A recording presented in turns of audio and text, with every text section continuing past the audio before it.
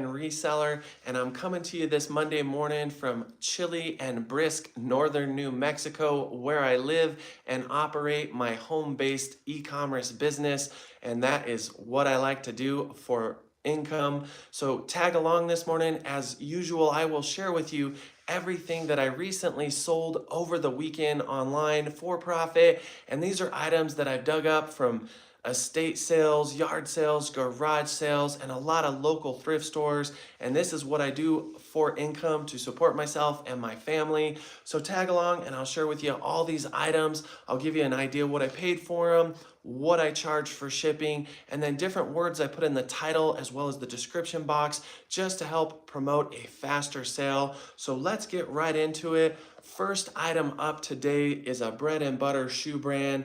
These are on Cloud Venture men's running shoes. I sourced these just several months ago, I believe at a thrift store. Did pay up on these $9 and some change. And unfortunately, I made the mistake of believing that these on Cloud Ventures were the waterproof style.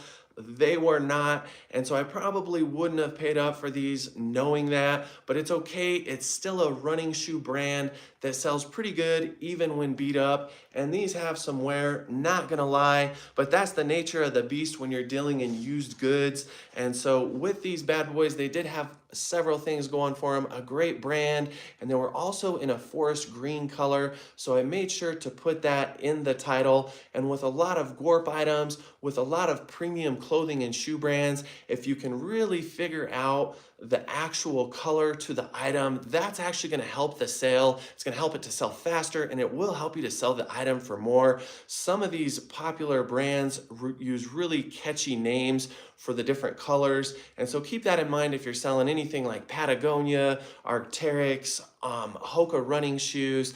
And so with these bad boys, I like to put words in the description box like training, obviously running. I'll put marathon, ultra marathon, triathlon. I'll put cardio, exercise, fitness, healthy lifestyle, and I try not to deviate too far away from what these shoes stand for or what they're actually used for. So again, try to hone into that target audience by using those specific words in the description and the title. But these bad boys still sold for $34.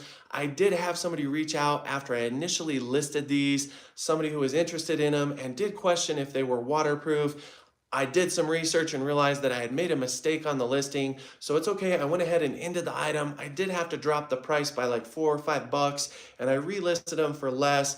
Those things happen. It's just nice when people will catch those mistakes sometimes, and shame on me for not doing due diligence and actually looking into it. But those things just happen. I am a one-man show, a sole proprietor of a small business, and so sometimes things just slip by. But what does matter is if you find a mistake that you make up for it and you rectify and change the situation. And so I did that, and these still sold for me. I did do free shipping, and I do free shipping with a lot of lesser cost shoes or beat up shoes that maybe aren't going to sell for quite as much money. With better condition on or Hokas or even Topos, maybe ultra running shoes, if they're really great shape, I might actually charge some shipping, but I would say that 80% of the shoes I sell on my eBay store, I do free shipping, and that kind of helps me to keep a better rating with my shipping costs, and it helps to sell shoes that are kind of beat up that people probably wouldn't want to pay shipping for. So glad to see these move. Next item up is a flame resistant lap coat button-up shirt. Now, if you watch my videos, you'll know I sell lots of workwear, lots of work utility, and a lot of that is flame resistant. I like getting into the flame resistant garments because you can actually make a little bit more money than you can just off the standard work utility garments. And I find stuff like this all the time. It's common in my area. I live in a small rural area that has a lot of industry, there's refineries, there's oil field, and there's a lot of construction, and so there's a need for this type of clothing if you live in those type of areas. So just be on the lookout for it. I personally like to source most of my workwear, work utility, and flame resistant clothing during the summer, spring, and fall months at garage sales, estate sales, and yard sales, as I can pick it up for very cheap there. Now, I will say that a lot of this stuff's not going to be always in the best condition, but it will still sell for decent money if you can get it for the right price. I bought 2 of these shirts for $3. I believe they wanted 5 a piece for them, but I worked a deal at the garage sale and simply asked if I could bundle the 2 of them for $6, and the person was willing to do that deal. Now, the other shirt was in better condition and sold for a couple dollars more. This shirt, however, it had some embroidery that the owner had tried to pull out, they tried to remove. So I did mark this shirt down a few dollars when I listed it. And as you can see, it has some damage to where the embroidery was laid. Not uncommon for a lot of these shirts to have company patches or a person's name embroidered into the chest. Just be good about denoting it. One reason this shirt's probably sold for a little bit more than my average flame resistant button-up shirt is because it was camouflage. It's a little more rare to find these in camouflage, and so it kind of has two purposes. And while I'm sure it will be used for work utility purposes, somebody could go out and still go hunting in this shirt despite it being flame resistant. And so I often find that if I can find a flame resistant piece in camouflage, I like to mark it up. It sells for a little bit more money. So just keep that in mind. You can make more off of camouflage, and camouflage is hot these days, especially with menswear, not only just hunting stuff, but casual outerwear. It's hot, duck camo, so keep an eye out for it. This bad boy here, I picked up though, like I said, for $3. It sold for $23, and I charged $7.50 shipping for it because it's a bigger, larger shirt and it is heavy. With this shirt, I definitely put that it was camo in the title. I put flame resistant in the title, as well as Cat 2, which is a symbol for the rating of the flame resistant garment type it is. And then when I got into the description box, as usual, I have tons of different blue collar description words that I like to use on items like this. So I went to the construction, I put industrial, I put warm, I put workwear, work utility. I put that it was an oak camouflage or a live oak camouflage. And then I put other occupations like welder, machinist. You could put pipeliner. There are so many different people that are looking for this type of clothing that just use your imagination, but keep it very blue collar, and just know that this stuff is going to be stained. So as I said earlier, be good about denoting the flaws, the holes, and the stains, and that's just going to help you to get a quicker sale. Now the next piece up is a Venus flame resistant work utility jacket. It's kind of a parka style. Now this jacket I picked up for $6. I picked up a pair of steel toe boots with it this past summer, and I bundled a deal which drove the price way lower when I bundled. And I suggest that if you want to make better deals and you want to save some money, where I live, it's about garage sales and yard sales, but you have to store those items and sell them at the appropriate time, and that's typically a ton of money on my cost of goods. Where I live, thrifting is extremely expensive, and it's only getting worse. And then I only have literally 2 Goodwills in a reasonable driving distance to source from daily, and a handful of smaller stores. So thrifting for me is not easy, especially when I get into this time of year, early Q1. And so I really have to scrap it out until I get to the spring months when the garage sales start popping off, and I use a good death pile to help supplement with everything that I currently source from thrift stores. But this was definitely an item that I gave real estate for a while. Now this item had a washed out tag, so I had to do the old school measurements on it. I did a pit to pit measurement, I did a base of collar to bottom hem for length, and then I did a sleeve measure from shoulder to the end of sleeve, and I also believe I did a shoulder to shoulder measure. And if you do that and you take the time to give good descriptive measurements, you'll be able to sell an item that doesn't have a tag a little bit better. It's still probably going to be a little bit harder to sell because there's just people out there that want to see the actual size, but you're always going to have that particular customer who wants to know what the pit to pit is. And especially with oil filled jackets, there's a lot of big boys that work in the oil field, so I find they really want to know the pit to pit measure, sometimes the length, but it's good to have all of those. So essentially this jacket I paid $6 for as part of a bundle deal. I did sell it on an offer for $30. I had it listed for $36, but it does have some oil stains on it. Again, it didn't have a visible size tag, and it just had signs of use and wear from being old from being beat up, and that's the nature of this stuff. It gets used. So I definitely put flame resistant in the title. And while this had a lot of watchers and it had a lot of views, there was really nobody that made me an offer on it. And so as I get closer to the midpoint of winter or past the holidays, I start being a little bit more liberal with taking offers. And so I did give a deal on this jacket, but it had some issues with it, and it wasn't a jacket that anybody had any interest in the sense of making any prior offers in the last handful of months that it's been listed. So I was willing to let it go. And that's simply because, again, I'm operating out of my home. I have 3 closets packed with jackets. And at the end of every winter, I typically empty out all those closets. But I really don't want to be giving a whole lot of real estate to a jacket that's not going to be making me more than $45 to $50. And I try to move those items, especially if they're beat up or have flaws, especially towards late in the winter. And I suggest you do the same if you don't have a whole lot of space to give these items real estate, especially when they're not in great condition.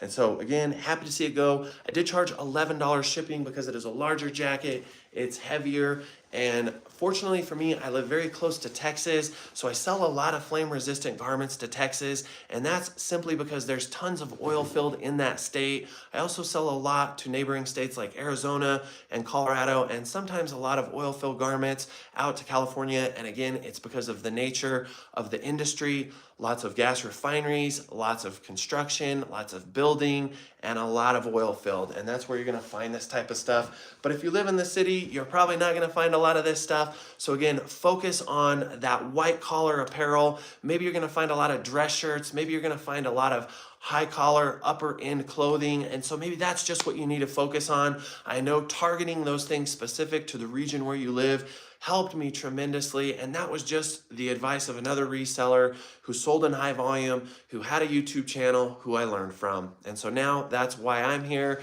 And I like to give those things back. I like to share what I know and what I failed at. So hopefully it makes you have more success. And I really believe in that karma of giving. What goes around comes around. And when you do good and when you give, it comes back around. So go out today, open a door for somebody, say something nice, do something maybe beyond what you normally would do, outside of the box of what your comfort zone is, and do it for nothing other than to help someone. And I think that'll make you feel good. So next thing up is a pair of silver jeans. These are women's. These here are Suki Slim boot jeans. Now I've kind of backed off sourcing a lot of silver jeans unless I can pick them up for cheap, and I seem to find a ton of them in my local area. A couple years back, these sold really good in both the women's and men's line. I do understand that there's a lot of resellers that still like to sell the men's ones. I have a harder time finding them for a reasonable price, but I find women's Suki jeans all the time at garage sales and yard sales. I typically can source them from anywhere from $2 to $5, and so I'll do that. I do try to stay particular about the condition. I look at the back bottom ends of the pant legs to make sure they weren't dragging or they weren't too frayed, and then I like them to have whiskering, and the whiskering is something you could add to your title or description box, and that's simply those lines that you'll see under the pockets. These also have some thigh fading, and while these don't have a ton of thick stitching, they do have a little bit. And so if they have thick stitching, if they're dark wash, and then they're whiskered and faded, that seems to be very popular. And right now, slimmer jeans still aren't selling as well as the baggier styles, but I know every few years styles change. What I do like to also put is if they stretch, and a lot of silver jeans are flexible. So in the title box, beyond just describing the items in great detail, I'll put flexible, I'll put stretch, and I'll just be really good about any of the flaws like I am with any other type of garment. And so again, didn't pay but a few bucks for these. Sold for $21. I charged $8 shipping for them. Glad to see them go. Silver jeans, if you can source them for the right price, I suggest it, but I wouldn't pay thrift store costs on them. Some of my thrift stores are charging like $14 for a pair of silver jeans anymore, and that's just outrageous for what they sell for. Most of the time I can get about $18 to $23 for them. If they're dark wash and if they're a newer style in great condition, I might be able to get 25 plus for them, but that's just my experience. You might be able to sell them for more, and if you can, good on you. So this past summer, I really fell into a lot of Dooney and Burke. I don't like to sell a whole lot of purses. What I actually prefer to sell is high-end wallets, the clutches, and those to me sell faster. But if I can find a Dooney and Burke purse or a Coach purse or a Pendleton purse, and it's maybe $3 to $5 or $5 to $10, and it's in big, it's in good condition, I'll scoop it. I only gave a few dollars for this, and again, I bought it with a deal with some other clothing, a jacket, and I think a few charges. So that made the price of this go down. Initially, they only wanted $5 for it, and that's because it has a stain right here at the bottom. I'm sure you can see it. And this is also a very older style Dooney and Burke purse.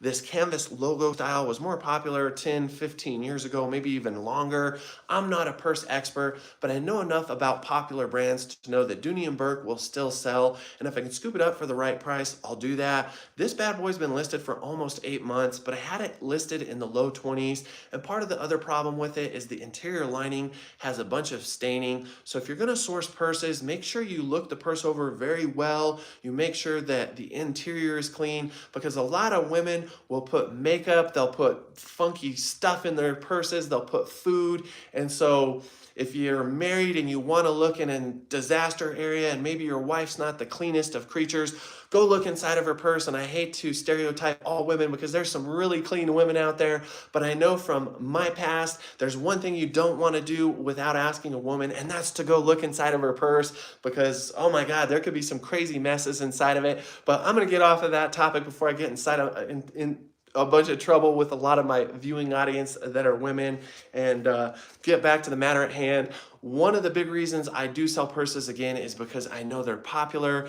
Dooney and Burke is just one of those brands. This bad boy here though, I sold on an offer because of the flaws. It went for, I believe, 16 and some change plus $9.50 shipping, but I only gave a few dollars for it, so it's still profit. I did sell one very similar to this in much better condition, and despite being older, it sold for closer to $40. I think my best selling Dooney and Burke purse was nearly for a few $100. So just know there's incredible money into a lot of these high-end purses.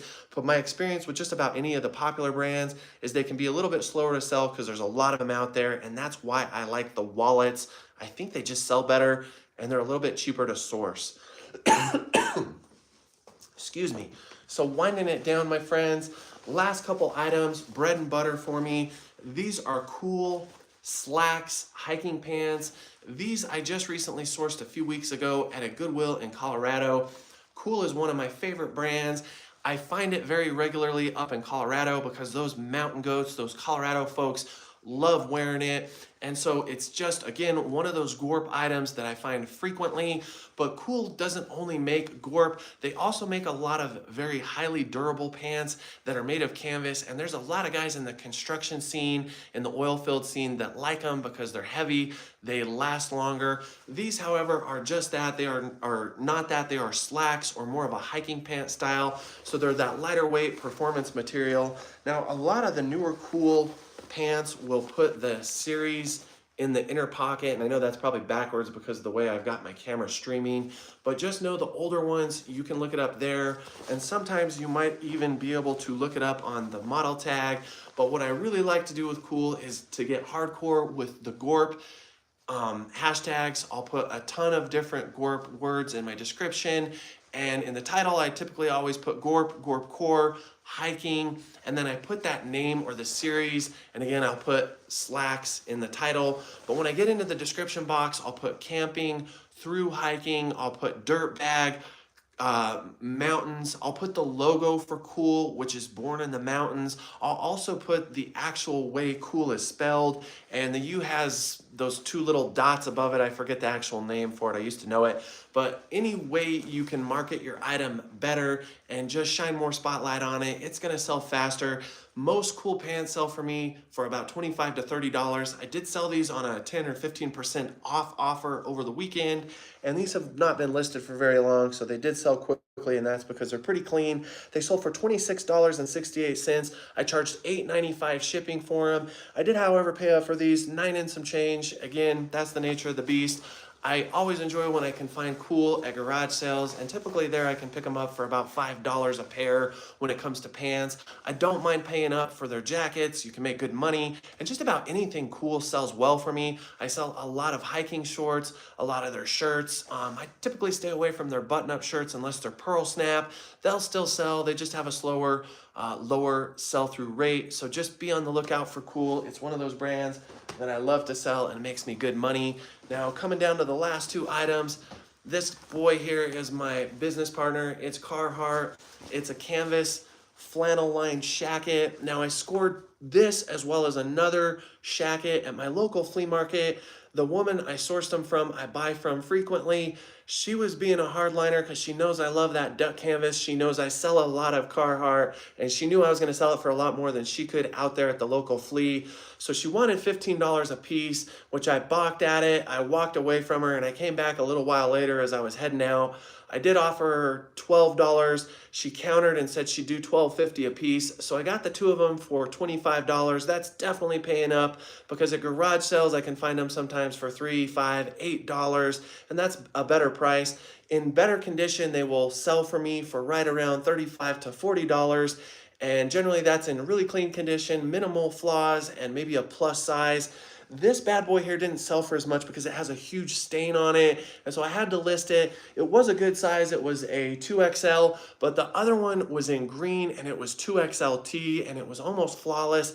It sold immediately for just shy of $40. This bad boy didn't go for as much, and it did take longer to sell. I'm going to go back to a lot of those work utility title and description words. I'm definitely going to put duck canvas. I'm going to put flannel lined in the title, and make sure if you can put that it's vintage, do so. This was a modern shacket, and so with shackets I'll put shirt jacket, and if I don't have the room I'll definitely put shirt jacket or shacket in the description box. I definitely want to have one of them in the title, and then again construction, oil filled. With shackets, I like to put outside, outdoors, landscaping, gardener, because there's a lot of people that might just be buying it because they know Carhartt is durable, but maybe they don't want to wear it for work. They just want to wear it for their own purposes outside. So you can always hit and target that audience. And sometimes I'll put cowboy, ranch, dairy farm. You could put barn. You could do those types of words as well, but I'm happy to see this guy go, even though I did pay up for it. My local flea market is a really good avenue to source work utility, but unfortunately a lot of the people that sell at my local flea market are experienced sellers, and they know what the items are worth, and so I often have to pay a little bit more, but it's been a great avenue for me to source a lot of coveralls, a lot of flame resistant garments, overalls, and again, work utility wear in general, but I just have to pay a lot for it. So keep an eye out in your area. If you live in an area like mine, a flea market might be a good way to find those type of items, and it may not. You might not find those type of items. It's just specific to your region, and again, the type of work that is going on, and that's different for everybody. So very last item, friends, just sourced these the other day from one of my favorite thrift stores, the one right down the road from my house.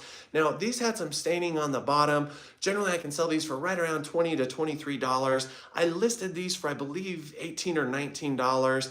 I immediately got somebody that offered me 16. I countered back. They wanted to stay sat on 16. And because sales have been a little bit slower, I went ahead and accepted the offer.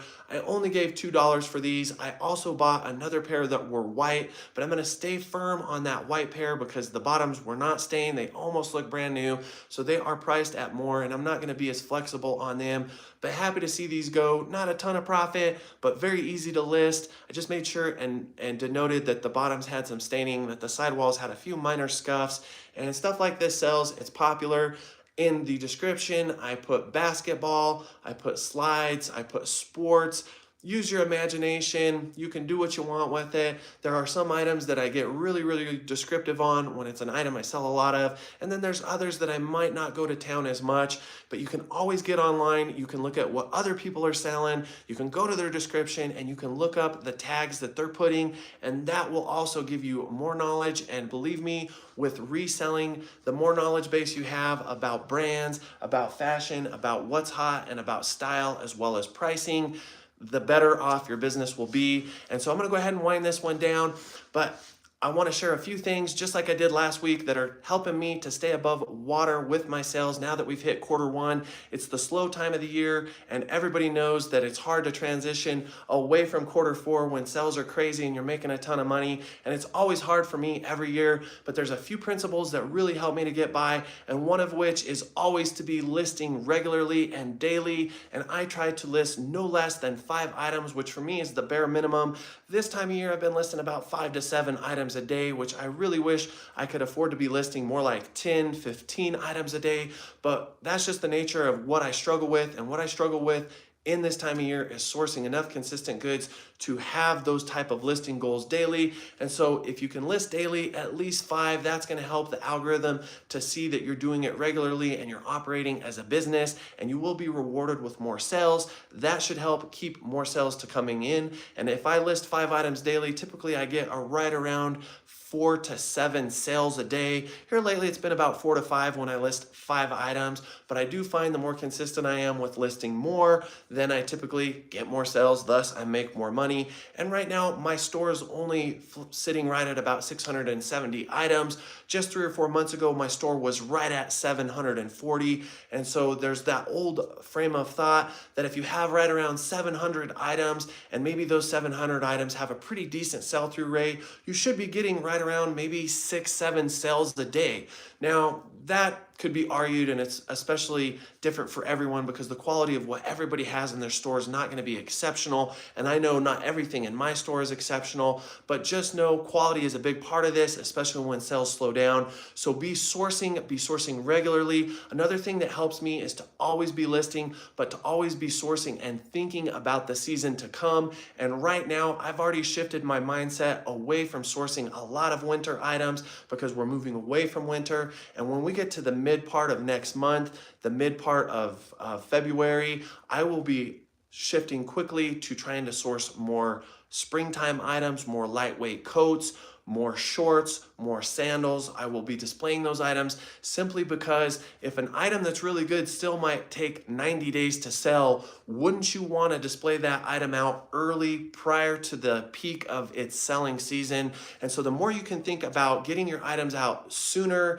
listed faster to get that potential buyer to see them at the early part of the season prior to the peak of the season, I think that will help you, especially as sales slow down in quarter 1 and as we move into quarter 2 and 3. And there's that old thing called the summer slowdown. Well, it's real. And I can tell you personally, the last few Januaries I've had have been a lot better. But this selling year, 2025 in the past, was a little bit slower for me and I didn't make as much money. That's just the nature of the beast. But what I will be proud of is that I'm still functioning and operating and thriving, and my business is still growing, and I am not having to work for somebody else. And so those are all the things I love about reselling. So just keep in mind that if you're sourcing daily, if you're thinking about what you're sourcing, and also if you're listing those items ahead of the season, that's going to help you. And I think that will keep you from having struggles. I've been through some of those struggles, especially when the seasons change. And I think that if you keep your mindset always on what's up next and the future, that's only going to help lend to more success. And those are things that I didn't do. So I hope all those things help you. I hope my advice and me sharing what I sold with you helps. And while I wish I had more to share with you today, that's just kind of been the nature of my sales lately, especially over the weekends, but the work weeks are staying steady for me. So I'm going to go ahead and wind this one down. As always, people, thank you for joining. If you like these videos, please reach out there, hit that like button for me, and please subscribe. We'll do it again next time. I'm out.